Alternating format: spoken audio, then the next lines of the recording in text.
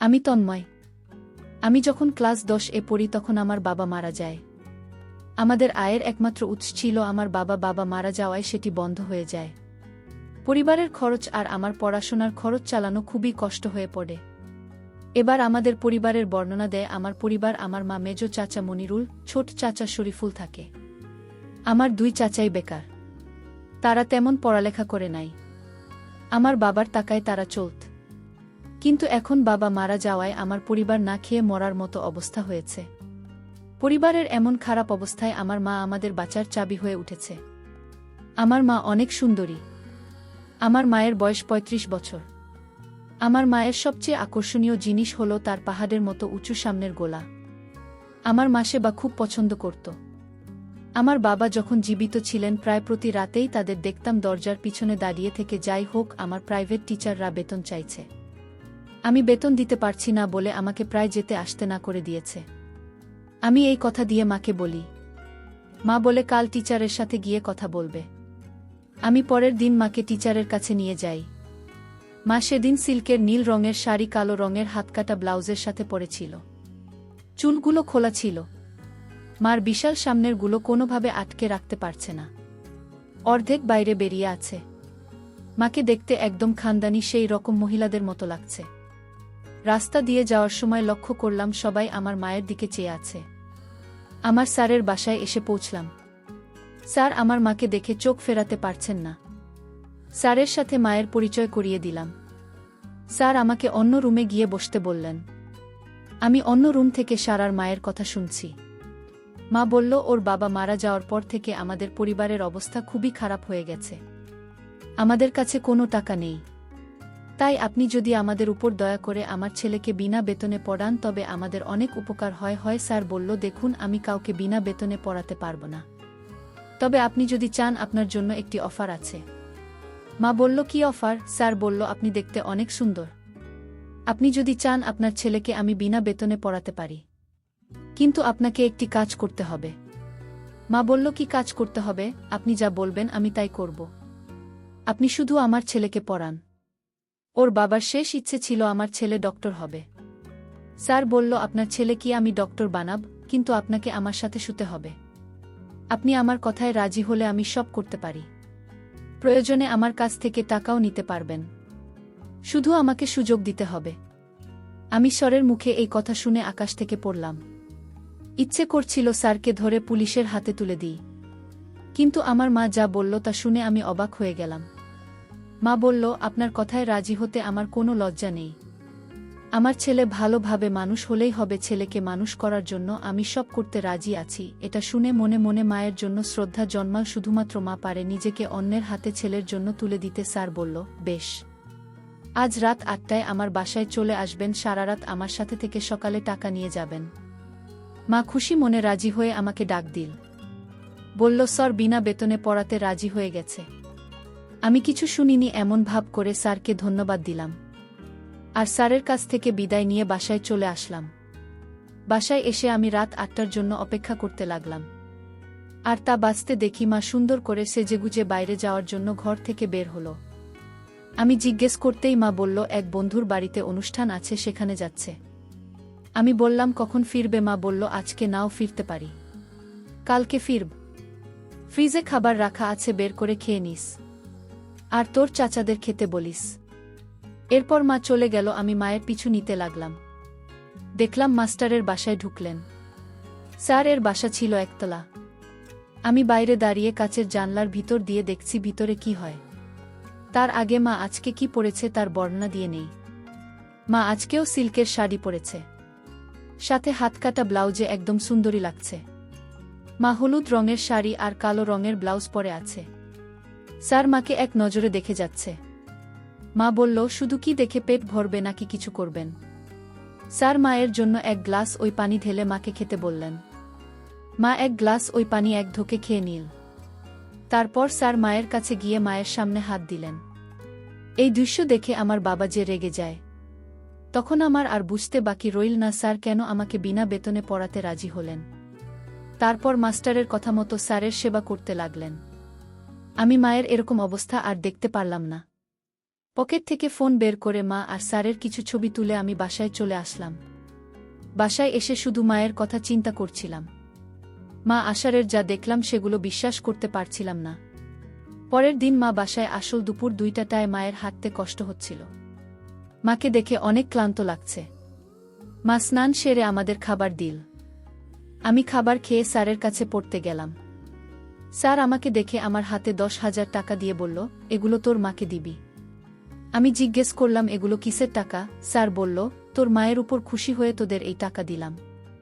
আমি টাকা নিয়ে বাসায় চলে আসলাম।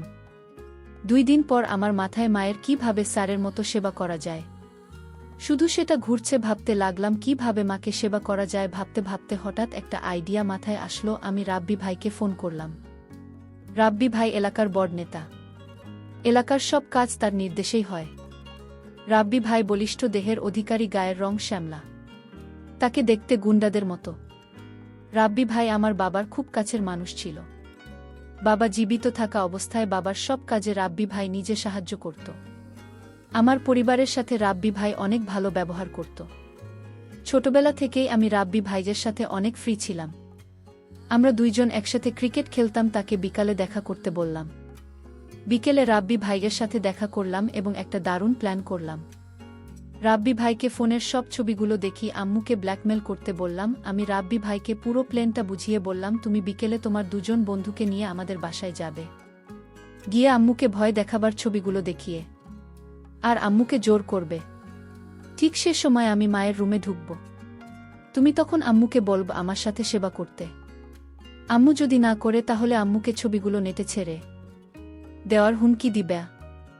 রাব্বি ভাই আমার প্ল্যান শুনে খুশি হলেন। আমি রাব্বি ভাইকে বললাম, এভাবে তুমিও আমার মায়ের সেবা করতে পারবে, আমি আমার মাকে সেবা দিতে পারব। রাব্বি ভাই বলল, তোর প্ল্যান আমার ভাল লাগছে, কিন্তু তোর চাচার বাসায় থাকলে। আমি বললাম, চাচুরা বিকেলে বাসায় থাকে না, বিকাল 4টায় বাসা থেকে বের হয়, রাত 8টায় বাসায় ফিরে। রাব্বি ভাই বলল, বাহ, তোর মায়ের সেবা করার জন্য এটা অনেক সময়। কালকে বিকেলে তোর বাসায় যাব। রাব্বি ভাইকে রাজি করিয়ে আমি বাসায় চলে আসলাম। এখন শুধু কালকে বিকেলের অপেক্ষা। পরের দিন বিকাল 4টায় রাব্বি ভাই আমাদের বাসায় আসলো। আমি মাকে আগেই বলেছি আমি খেলতে যাব, কিন্তু আমি আমাদের বাসার পিছনে দাঁড়িয়ে মায়ের রুমে উকি দিয়ে দেখছি কি হয়। রাব্বি ভাই আর তার 2 বন্ধু রাসেল এবং জাবেদ ভাইমার রুমে ঢুকে রাব্বি ভাই মায়ের চুল ধরে বিছানা থেকে নিচে নামা। রাব্বি ভাইয়ের এই ব্যবহারে মারা গিয়ে বলল, কি বেয়াদবি করছিস রাব্বি? রাব্বি ভাই মায়ের কথা শুনে হেসে বলল, বাহিরে কাজ করে এখন নাটক হচ্ছে, তোমার কাজের ছবি আমাদের কাছে আছে। মা ভয় পেয়ে বলল, কি যাতা বলছিস? কিসের ছবি আছে তোর কাছে? রাব্বি ভাই ফোন থেকে ছবি বের করে আমাকে দেখালো। মা ছবি দেখে লজ্জায় লাল হয়ে গেছে। রাব্বি ভাই বলল, আমরা এখন তো সেবা করব, বেশি ন্যাকামি করলে ছবি ভাইরাল করে দিব। মা প্রথমে আকুতি করলেও পরে কোনো উপায় না দেখে মা রাজি হয়ে গেল। মা আজকে পাতলা লাল রঙের শাড়ি পরেছে। কিছুক্ষণ পর দেখলাম মা এখন আয়েশ করে খাচ্ছে। 15 মিনিট পর রাব্বি ভাই নিজের স্থান পরিবর্তন করলেন। এভাবে পালা করে 3 জন 40 মিনিট আমার মাকে দিল। 40 মিনিট কাজ করার পরও কেউ ক্লান্ত হয়নি। রাব্বি ভাই নিজের ফোন বের করে আমাকে মিস কল দিল। আমি বুঝলাম এবার আমার এন্ট্রি নেওয়ার সময় হয়েছে। আমার হার্টবিট বেড়ে গিয়েছে। জীবনের প্রথম মায়ের সেবা করব। আমি ঘরে ঢুকলাম। ঘরে ঢুকে এমন ভাব নিলাম যে আমি কিছু জানি না। আমি রাব্বি ভাইকে নাটক করে বললাম আমার মাকে ছেড়ে দিতে। রাব্বি ভাই আর আমি একটু অভিনয় করলাম যাতে মা বুঝতে না পারে এগুলো আমার প্ল্যান ছিল। রাব্বি ভাই ছবিগুলি দেখিয়ে বলল, তোর মাকে কাজ করতে না দিলে এগুলো সব ভাইরাল করে দিব। আমি কোনো কথা বললাম না। আমি রুম থেকে বের হয়ে যাবে ঠিক সে সময় রাব্বি ভাই আমাকে বলল, কই যাচ্ছিস? তোর মায়ের কাজ করা দেখবি না? রাব্বি ভাই আমাকে বের হতে দিল না। আমি সোফায় বসে আছি আর তারা 3 জন আমার সামনে মাকে খেতে দিচ্ছে। মা আমার চোখের দিকে তাকাতে পারছেন না লজ্জায়। মায়ের মুখে কোনো শব্দ নাই। সবশেষে আমিও মাকে সেবা করলাম। এভাবে আমরা 4 জন মিলে আমার জন্মদাত্রী মায়ের সেবা করেছি। আজ কলেজে যাওয়ার সময় হঠাৎ আমার ছোটবেলার এক বন্ধুর সাথে দেখা হয়। ওর নাম ছিল রাজু। ওর সাথে অনেকক্ষণ আড্ডা দিলাম। ওর সাথে কথা বলতে বলতে জানতে পারলাম ওর মা আর বাবার ডিভোর্স হয়ে গিয়েছে 1 বছর আগে। কী কারণে ডিভোর্স হলো এটা জানতে চাইলে রাজু বলে ওর মা নাকি অন্য লোকের সাথে পালিয়ে গেছে। আমি বললাম, তোর বাবা আর বিয়ে করেনি? রাজু বলল, না, বাবা আমার কথা ভেবে আর বিয়ে করেনি। আমার মাথায় বুদ্ধি আসলো। আমি মনে মনে প্ল্যান করলাম মাকে রাজুর বাবাকে দিয়ে সেবা করাই। আমি রাজুর সাথে ওদের বাসায় গেলাম। আঙ্কেলের সাথে দেখা করলাম। আঙ্কেলের সাথে আগে থেকেই আমার ভালো সম্পর্ক ছিল। আঙ্কেল আমাকে ছোটবেলায় নিজের ছেলের মতোই আমাকে আদর করত। আমি আঙ্কেলের কাছে গিয়ে বসলাম। রাজু তখন হাত মুখ ধোয়ার জন্য বাথরুমে গিয়েছিল। আমি আঙ্কেলকে মজার ছলে জিজ্ঞেস করলাম, আঙ্কেল আপনি আপনার জীবন এভাবে নষ্ট করছেন, একটা বিয়ে করে নিলেই তো পারেন। আঙ্কেল বলল, বিয়ে তো করতে চেয়েছিলাম, কিন্তু পরে রাজুর কথা চিন্তা করে বিয়ে করিনি। আমি বললাম, আরে আঙ্কেল, তাই বলে আপনি আপনার এই সময় এভাবে নষ্ট করবেন? কিছু যদি না মনে করেন আপনাকে একটা বুদ্ধি দিই। আমার কাছে সে রকম একজন আছে, কিছু টাকা দেন, আমি তার সাথে আপনার সঙ্গমের ব্যবস্থা করে দিচ্ছি। আঙ্কেল রেগে গিয়ে আমাকে ধমক দেয়। আমি আঙ্কেলকে বললাম, আঙ্কেল আমি আপনার কষ্ট বুঝি, আপনাকে আমার বন্ধু ভেবেই আইডিয়াটা দিলাম। এখন আপনি ভেবে দেখেন আপনি এইভাবে আপনার সময় নষ্ট করবেন না, কিছু টাকার বিনিময়ে নিজেকে শান্ত করবেন। দেখলাম আঙ্কেল গভীর ভাবনায় ডুবে আছে। আমি আঙ্কেলকে বললাম, আপনি রাজুকে নিয়ে চিন্তা করবেন না, কোনোভাবে জানতে পারবে না, আমি আপনাকে কথা দিলাম। আঙ্কেল বলল, তুমি যখন এত করে বলছো তখন ঠিক আছে। কত টাকা লাগবে তোমার? আমি বললাম, 15,000 টাকা দিলেই সারাদিনের জন্য আপনার। আঙ্কেল আমার কথায় রাজি হয়ে গেল। আমি আঙ্কেলকে বললাম, তার সাথে কথা বলে আমি আপনাকে সময় আর জায়গা ফোনে জানাব। এই বলে আমি রাজুর বাসা থেকে খুশি মনে চলে আসলাম। আর মনে মনে ভাবলাম, আজ মাকে ভালোভাবে সেবা দেওয়ার পরেই সারপ্রাইজ দেব। সেদিন রাতে খাওয়া দাওয়া শেষে আমি আর মা রুমে এসে দরজা লাগিয়ে দিই। মায়ের রুমে ড্রেসিং টেবিল ছিল। মা ড্রেসিং টেবিলের সামনে গিয়ে দাঁড়াল। আমি হেসে মাকে বললাম, ও মা, তোমাকে একটা কথা বলতে ভুলে গেছিলাম। তোমার জন্য একজন ঠিক করেছি, সারাদিন তার সেবা করবে, আর আসার সময় 15,000 টাকা নিয়ে চলে আসবে। মা বলল, সাবাস বাবা, অনেকদিন ধরে বাইরের মানুষের সেবা করি না। আমি বললাম, রাজুকে তো চিনি, আমার বন্ধু, ওর বাবা তোমাকে দিয়ে সেবা নিতে চায়। আমি বলিনি তুমি আমার মা, আমি তার কাছে তোমাকে অন্য মহিলা বলে পরিচয় দিয়েছি। মা বলল, ভালো করেছিস বাবা, তো কখন যাব তার কাছে? আমি বললাম, এই তো সন্ধ্যায় এক হোটেল ভাড়া করে রাখবে, সেখানে সারা রাত সে তোমাকে দিয়ে সেবা নিবে।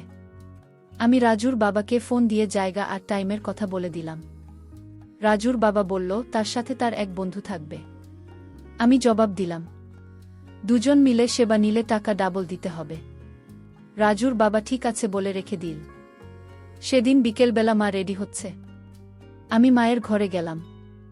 মা আমার সামনে সম্পূর্ণ হয়ে দাঁড়িয়ে আছে। আমাকে সিলেক্ট করে দিলাম, আজকে কি পরবে? মা আমার কথা মতো রেডি হয়ে নিই। মায়ের ঠোঁটে গাঢ় করে লিপস্টিক দিয়ে চুল খোলা। আমি মাকে নিয়ে হোটেলের উদ্দেশ্যে বাসা থেকে বের হলাম। ছোটকা বাসায় ছিল না। আমেজ কাকে বলে গেলাম, আজ এক বন্ধুর বাসায় অনুষ্ঠান আছে। আজ রাতে মা আর আমি কেউই বাড়ি আসবে না। ফ্রিজের সব রান্না করা আছে, খেয়ে নিও। সন্ধ্যা 7টা বাজে। আমি আর মা ট্যাক্সিতে করে হোটেলের দিকে যাচ্ছি। ড্রাইভার বারবার লুকিং গ্লাস দিয়ে মাকে দেখছে। তাকাবে না কেন? গাড়িতে এমন একজন থাকলে রাস্তায় কি আর মন থাকে? আমি ড্রাইভারকে শুনিয়ে শুনিয়ে মাকে বললাম, আমাদের মা ছেলের কান দেখে ড্রাইভারের মুখ দিয়ে জল পড়ছে। কিছুক্ষণের মধ্যেই আমরা হোটেলের কাছে পৌঁছে গেলাম। মা সামনের মাঝখানে টাকা রেখে ড্রাইভারকে বললাম টাকা মায়ের কাছ থেকে নিতে। ড্রাইভার হাত বাড়িয়ে টাকাটা নেওয়ার ছলে একবার দিল। আমরা হোটেলের রুমে ঢুকলাম।